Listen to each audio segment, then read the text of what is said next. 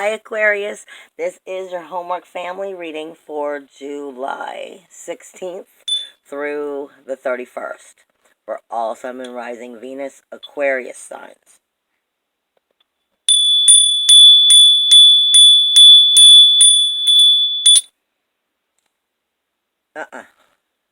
Sorry, this is a conversation with Spirit. It's gotta rise higher.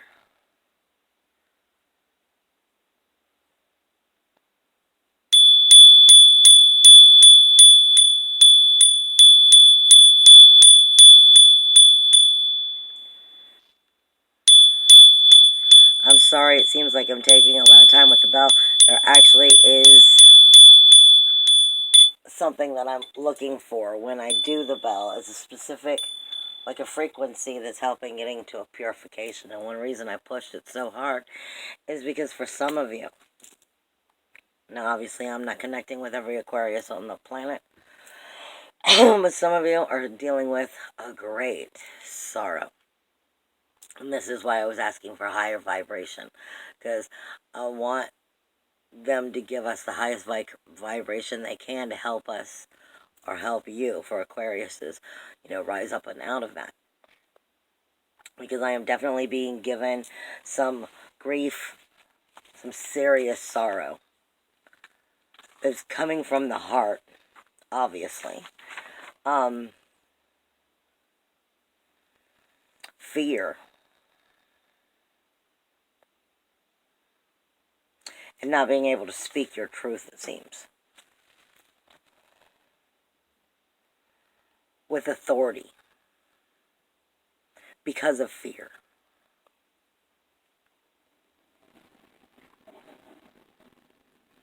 You may be afraid to follow your intuition.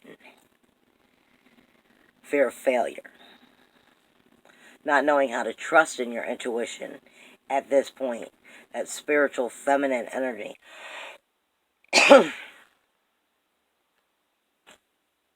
And how to bring it into a material path.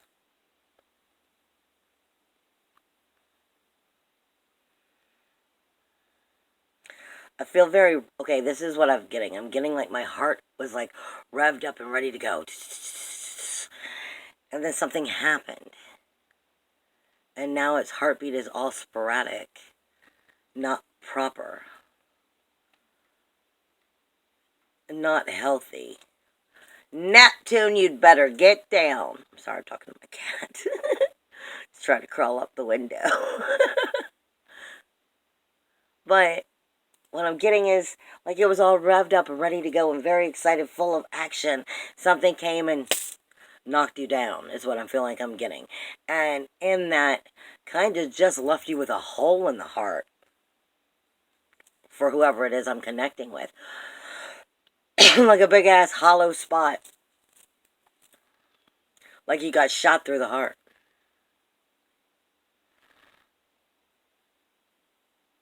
And it's taking out your steam of your action. And now you're in your thinking. And you're overthinking. And because you're overthinking, you're not actually taking action anymore. You can't think about it, dream about it, wish for it, and then not do it.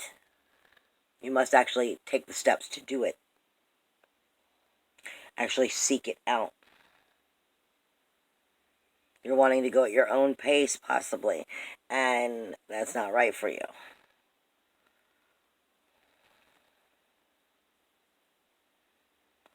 And a lot of times, some of the energies that I'm getting can come from being inflexible and thinking that you know it all as well. Is there anything else?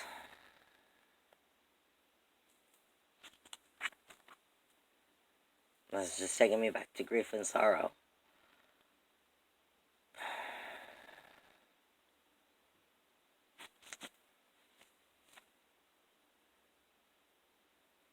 They're saying something about on the 26th. Let me look it up.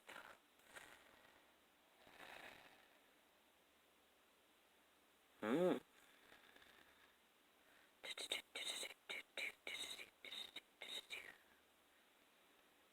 the 26th, Oh, there's an energy that's somewhat like the yod. But what they're specifically pointing out, because it's not a yod. A yod is supposed to be the hand of God. They're saying something about this energy that's coming in through the eclipse and in your Cancer area.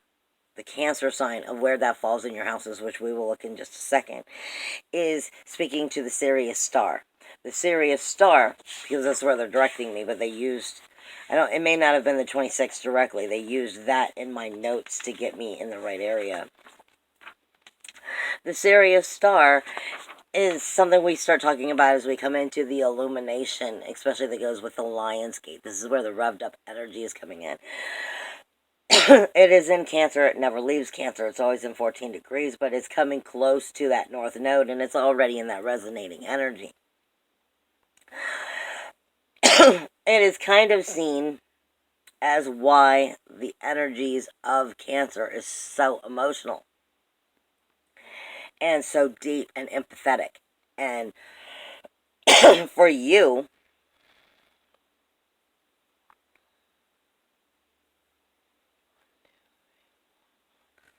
this is coming into your 6th house. This is coming into your everyday, daily, mundane tasks. And something about it is trying to help you get on the right path at this time. And it will be going against your 12th house. So something in your 12th house you've gotten very good at denying. But let me go back a second. The Sirius star illuminates energies, especially during the Lion's Gate of August. And I'm sorry, I'm coughing a lot because right before I did the video, I was burning a whole bunch of benzoin. I think it got some of it stuck in my chest. Anyway, the smoke. But, the Sirius star speaks to us of what would be seen as God's consciousness or Thor's hammer. It is also seen as the divine reflection that brings along that enlightened teacher from within you, like of your higher self. Now, for you directly, and I'm going into it prior to anything else I was going to go into, because this is where Spirit put me, was this whole time you have the North Node and the South Node, which are always in opposition. But you have the North Node teaming up with the Sirius star. The North Node is what you have to learn in order to move forward. And again, it's in your 6th house. 1, 2, 3, 4, 5, 6. It's in your 6th house, which is speaking to you of your everyday, daily tasks, your daily mundane tasks. From the moment you get up till the moment you go to bed. The stuff you overlook and you take for granted, you don't think it's such a big deal, but it really is a big deal. Deals with your daily work, your service, your diet, your healthcare, your hygiene, whether you're sick, whether you're healthy, your ability to work. It is, in a form, it is dealing with the career because it's part of that mundane task. And like everyday mundane task. I mean, like you get up, you eat. You get up, you have your shower, whatever it is you do, something within these everyday tasks is something most likely that you are lacking because you need to be getting it right so that you can move forward. There's something here that's trying to show you, hey, you need more of this. Hey, you need more of that, to help you serve you in the right way. Something about those mundane tasks. There's certain things like bad habits, bad addictions, bad patterns you've created that really aren't serving you anymore. And it's time to change that because it's time to illuminate the mundane tasks that do serve you. Because this, for you, speaks directly across with the very lunar eclipse and the full moon that's taking place in your universal 12th house, speaking to your subconscious, your hidden secrets. It's your hidden self, your unconscious mind, your karmic debts. It is where, mental illness would be. It would be where those bad habits, bad patterns, bad addictions. This is what I'm saying. Your universal 12th house is probably tricking you into your mundane tasks, thinking that something is good for you when it's not. Because you've gotten good at hiding it from yourself. You've gotten good at telling yourself, it's not that big of a deal. It's not big of a deal. We'll fix that later. And over time, those "we'll fix that later," or "I'll deal with that," or "I'll address that," or, has gotten to where it's become buried and you've kind of forgotten that you ever planned on changing it. And now it's part of your daily life. And something about it's not working for you, but you have to see that it's time to make those changes in those daily tasks. Your daily habits, your daily patterns. Something about those daily patterns needs to shift, because you're not going to find healing to start a new cycle if you don't acknowledge what's going on in that 12th house and clean it up. This is where the grief is. This is where the sorrow is. This is where you created the patterns that are not working for you, and you allowed them to be acceptable. This is that self-deception. It is also where we deal with prison, where we deal with issues of government situations, suicides, murder, kidnapping. This is like all of your skeletons in the closet. And what part of your skeleton in the closet are you not addressing, not healing, not, I don't want to say nurturing it, because you don't want to nurture, your skeleton in the closet. You want to heal it. You want to get past what happened. But in order to get past what happened, you need to go back and figure out where the pattern started, so that you can figure out what the pattern really is and make a change. Otherwise, you'll continue to have it be a skeleton in the closet. What I'm trying to say is, say you had a nice rich mansion, I don't know, say your closet was a great big brick room, and you decided to take all of that denial, all of that stuff that you don't want to deal with, all your skeletons in the closet, as I always put it, and you shoved them all the way back up against the wall, and you are in so much of denial about it that you can't even see them in the back, because you put a brick wall up in front of them, so it doesn't even look like the room was originally as big as it was, because you built a new wall to hide yourself from that wall. This is the kind of stuff I'm talking about, getting in to that deeper level and really seeing where some of those bad patterns of your everyday daily tasks aren't serving you, aren't helping you to get where you want to be. That is the lunar eclipse for you. That is also going to come full circle come the time of the new moon on the 31st, when Mercury also goes direct. Because this energy of the solar eclipse and now the lunar eclipse, which is also the full moon, speaking to you of possible things about 35 years ago.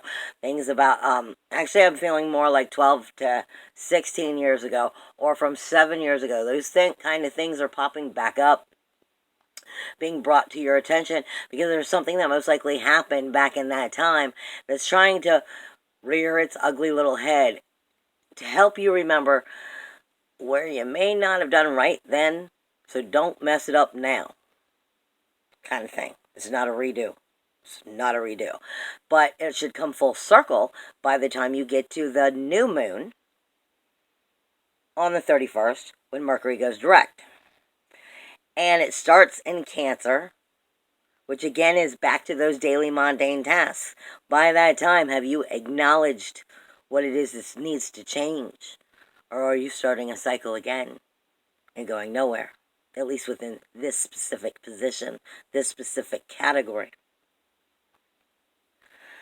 And then that new moon moves into Leo, which will be putting it in your 7th house. So it will be making the decision on where those relationships go. If you're staying in your subconscious, if you're staying in your 12th house and you're not healing that 12th house, it's going to make major changes come next month on the relationships that are in your life.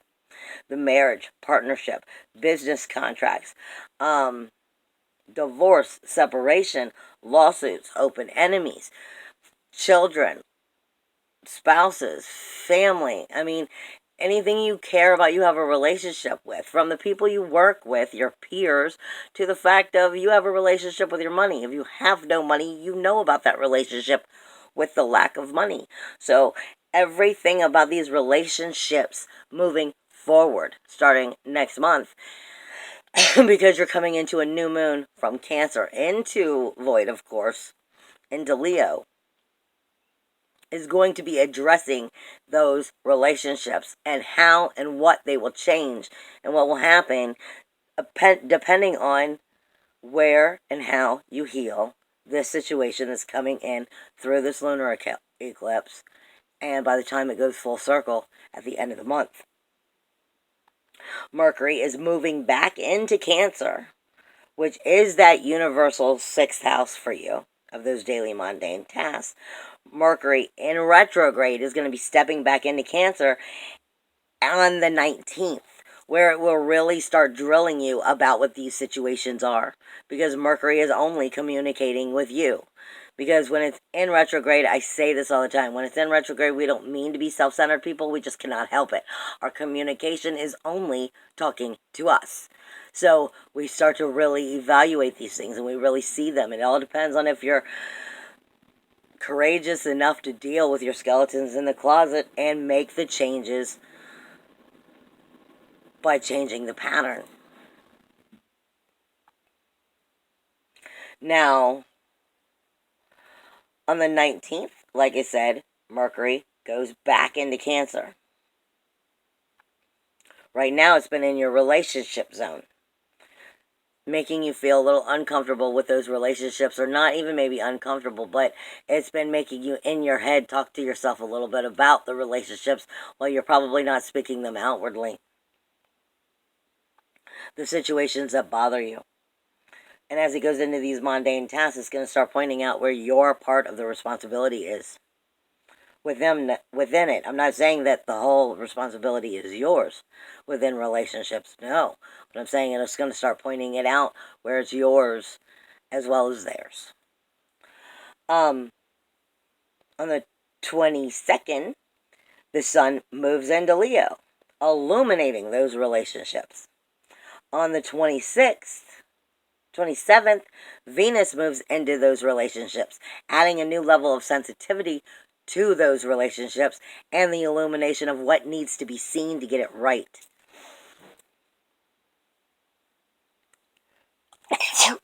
Excuse me. Bless me. But when Venus is in the relationship zone, she's helping you to know what you want out of the relationship, what you are getting, what you're not getting, as well as why you're getting it and why you're not. Because it's going to be illuminated because the sun will be in there. And then you have the new moon on the 31st, where Mercury goes direct and starts moving its way back to the relationships. Like I said, this is your evaluation time, so that by the time you get to next month, you've been able to change the things that need to change, or at least address them so you can work towards making those changes and start to critique the situation as well as the relationships to improve them. Because it doesn't feel like an improvement is going to happen this month. It feels like this is critiquing it on all levels of truth, so that it can either continue to be a good relationship, or you find out if the cords have to be cut. Really.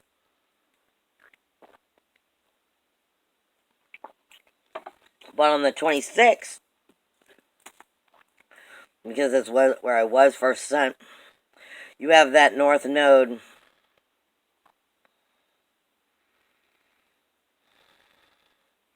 and the Sirius star, which is also speaking with a Lilith in the universal 12th house, but for you that happens to be your 2nd house. So this is your unconscious mind, your hidden self, speaking directly to your self-worth, your self-value, and your self-esteem.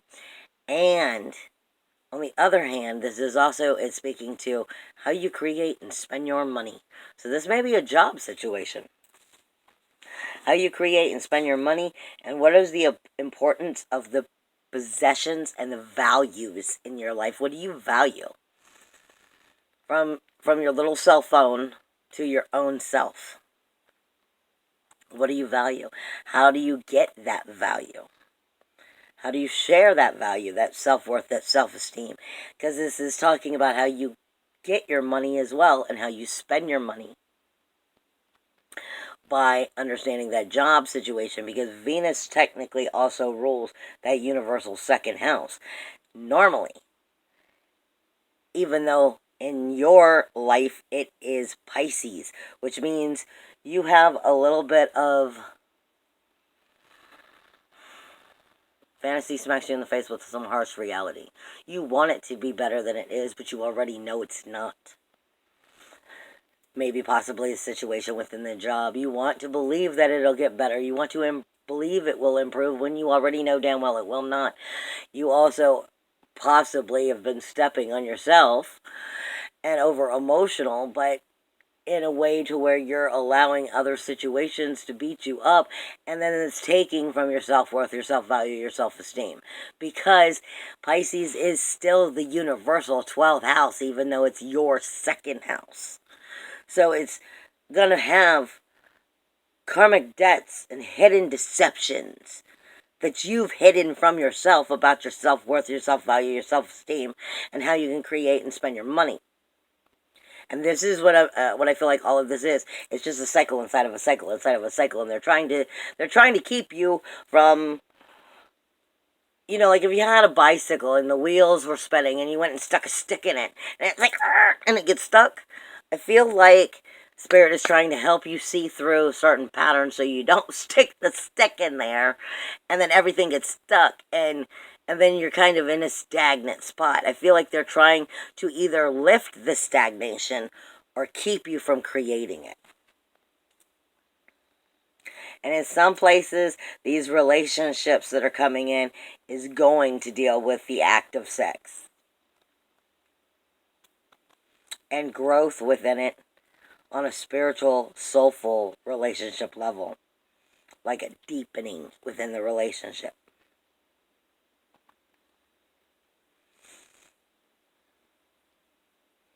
They're just saying relationship growth in that situation. So that's what I got for you for astrology. Let's see what the cards have to say.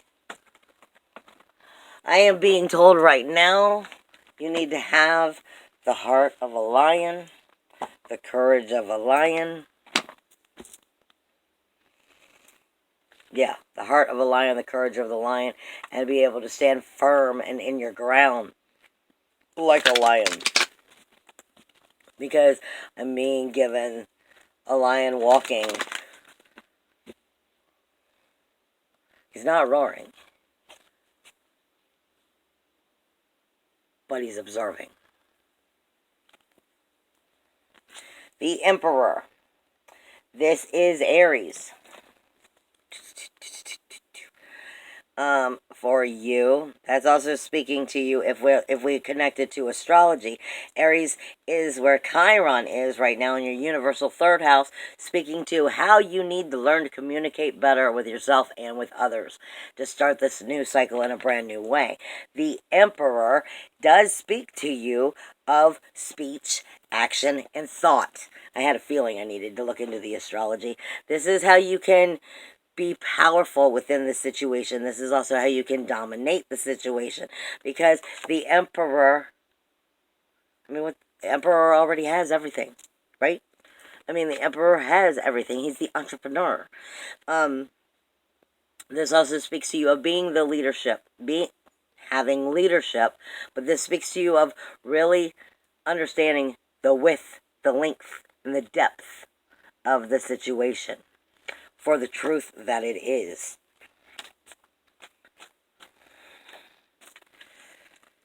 You do have a Queen of Swords in your midst, too.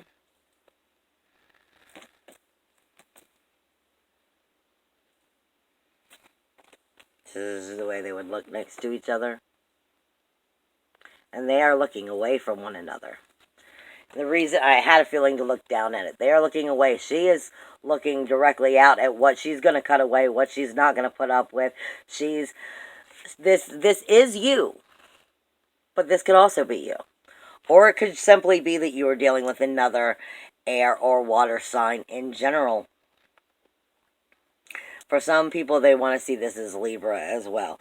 She's very emotionally sensitive. She is an intellectual thinker. But the Queen of Swords can be cold. Off with their head. I mean, look at the off with their head. I mean, she can be cold. I will not take shit. I will not take shit from the Emperor or anybody.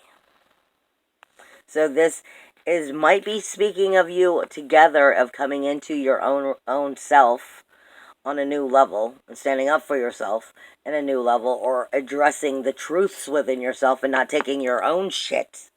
But then this could also be, you dealing with an Aries or another air or water sign in general, and these two are not seeing eye to eye. It could be one of the two. I just read it the way I get it. So it could be one of two situations depending on what's going on. I'm just giving you what I got. Nope, I'm not doing like 7 cards. Nope, don't feel it.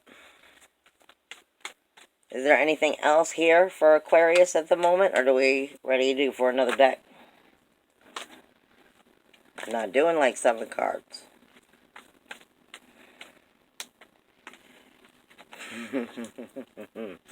Interesting. Whether this is 2 separate people, or you coming to terms with your own self, either way, this is the card of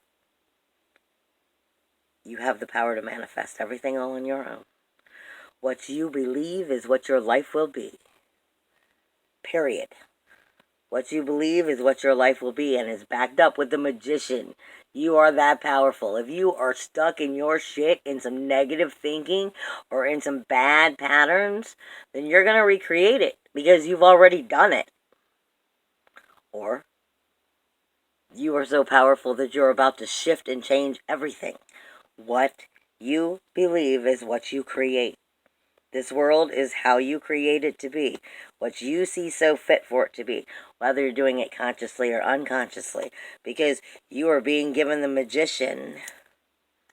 And they're asking you, when the Magician comes in and asks you, as you're creating, what are you connecting with? What are you connecting with? My little thing is a little too loose. It keeps falling down. And what I mean by that is it's the alpha and the beta in Hebrew. The beta would be us. The beta would be the home, would be the tent. It is a place to dwell. It would be the place, a dwelling place, like a home, a tent, a place for you to stay inside. It is a place for you to go. But what are you connecting with once you get there? Are you connecting with higher self, or are you connecting with ego? This speaks to you of the Magician can create anything if he's connected to the right thing. But if he's also connected to the wrong thing, he can create anything in the wrong way.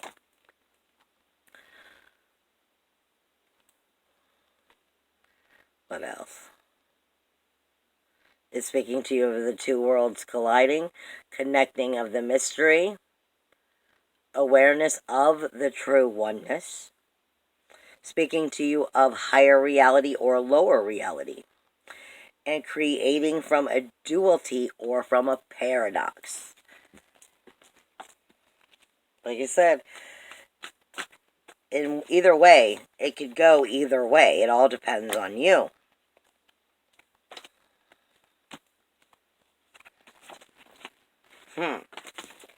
But what they're telling you need, they went right on into the next part. What they're telling you need is to connect with all 4. Connect with all 4. This is the 4 of discs, which is earth energy. This is Capricorn, Virgo, or Taurus. Could be in your life. Speaking to you of all 4 directions. The sun, this is supposed to be looking down on a castle. Okay, and all four directions speaks to you of growth and stability. This also speaks to you of working for what it is you want, taking the action of moving forward, grounding yourself in that and moving forward. So this could be speaking to you of somebody who you might be moving forward with. But then they're telling you next that you need to think with integrity and clarity about what it is you're trying to build. And it speaks to you also of think before you act. Think before you act, because this is your virtue.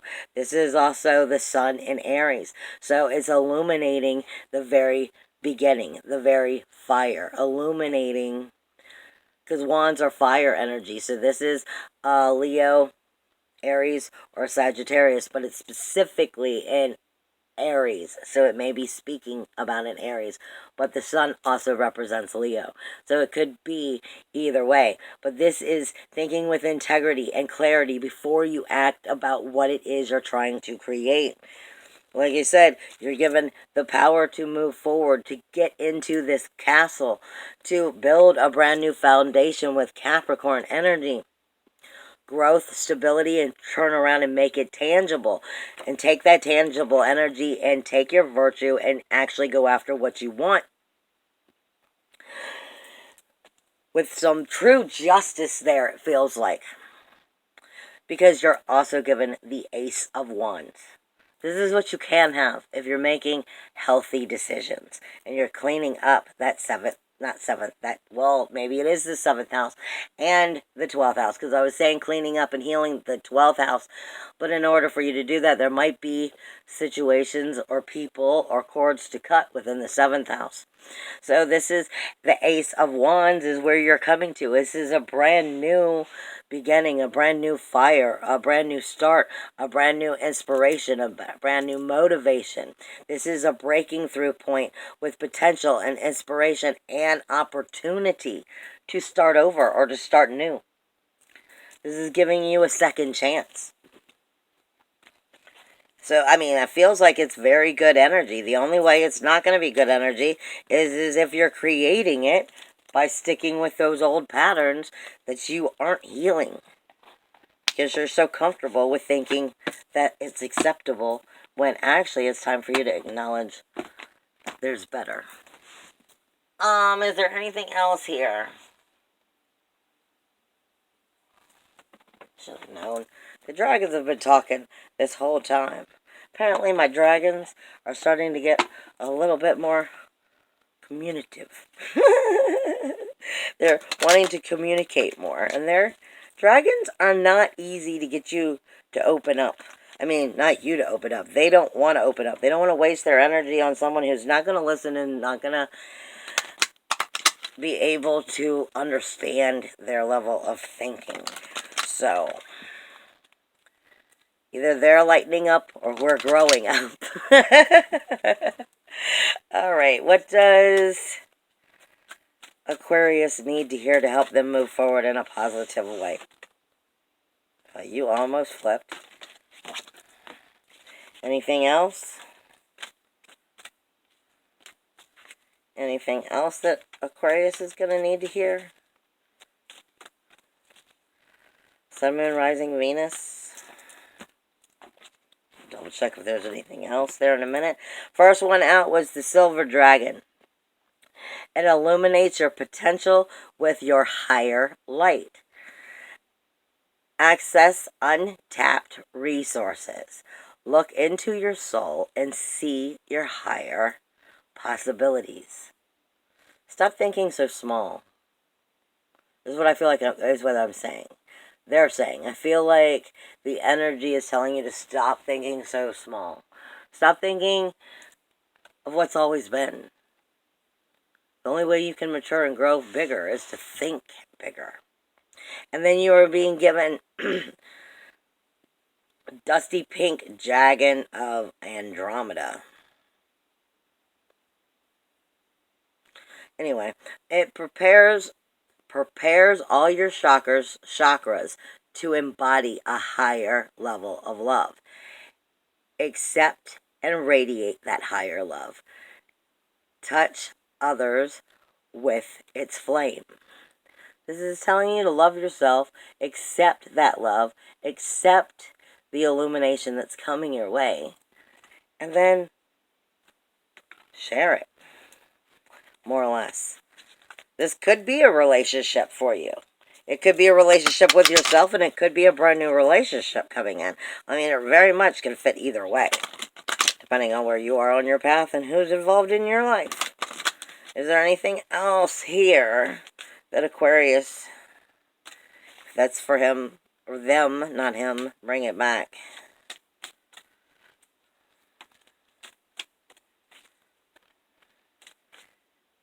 I mean, it feels like you have the ability to come full circle, but you've got to get out of whatever had you. I feel like you were in the dumps. Something, something knocked you back. Something, like, hit you in the chest is what I feel like. And let's pick yourself up, dust yourself off, and get back in the game. There's something here. Where are you? I feel it. See, I have a dragon guide. Dragons really lead you to victory, but they make you work for it.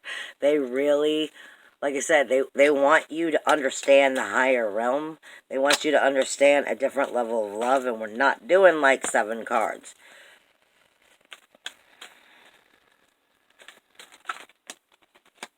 It's one of these two, then. No. Alright. Well, now you're just being funny. So which one is it?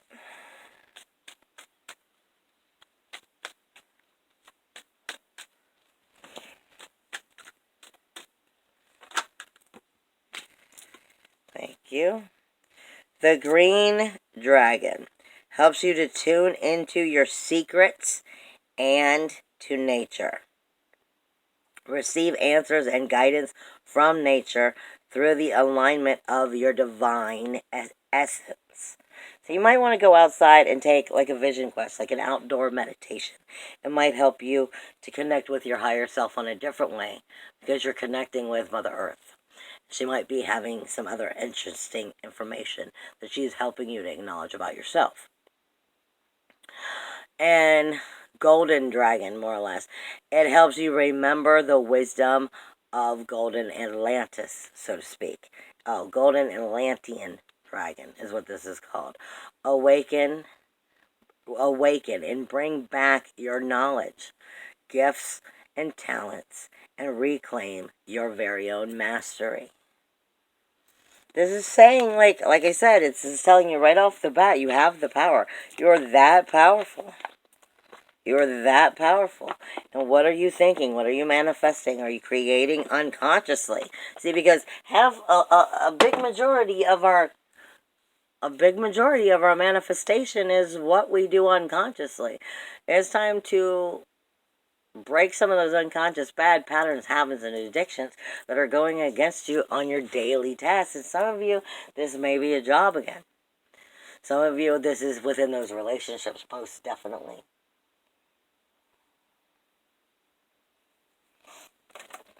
Why not? You seem like you're going in this direction.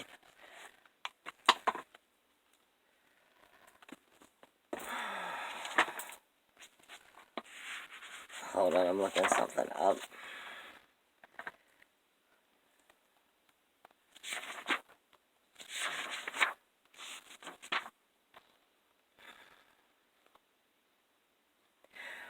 They're saying, don't be afraid. Wait.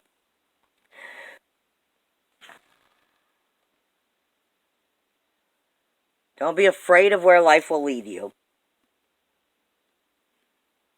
Don't be afraid to take the chance.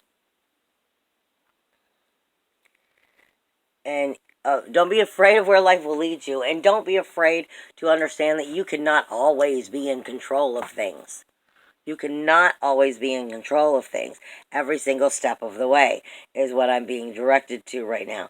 Again, you cannot be in control of everything every step of the way.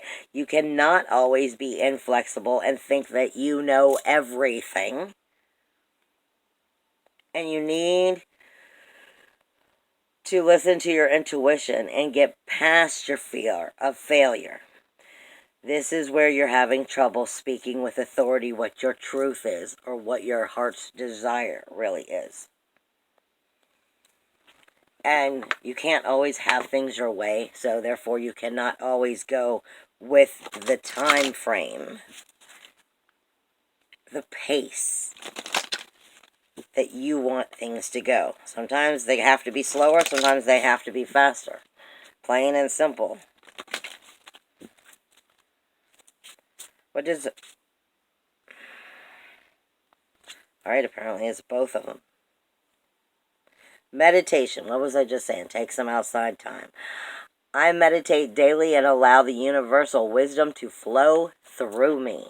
This is telling you to take some time, and like I just said, go outside, get closer to Mother Earth, but spend some of that time in meditation and allow there to actually be journeying going on, like shamanic journeying, or meditation, or open eye meditation, where you're allowing the spirit of Earth to help you see things from a different view.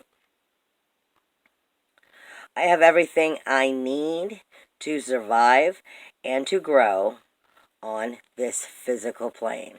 This is speaking to your root chakra. The only way you are not safe and secure is when you don't believe it.